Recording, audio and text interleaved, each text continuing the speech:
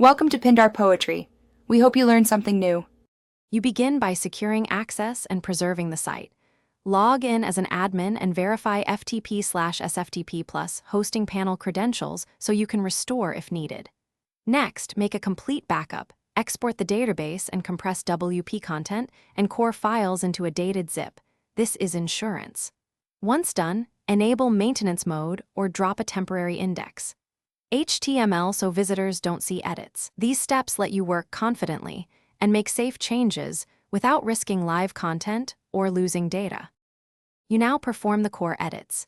If changing code, switch to a child theme so future updates won't overwrite custom PHP or CSS.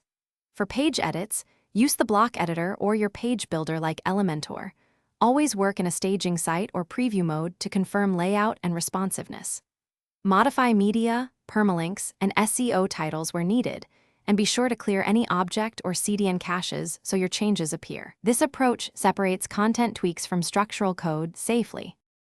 You finish by deploying changes, push from staging to production, or copy verified files and database.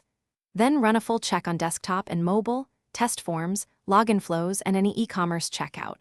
Confirm analytics events fire. Once satisfied, disable maintenance mode and clear server and CDN caches.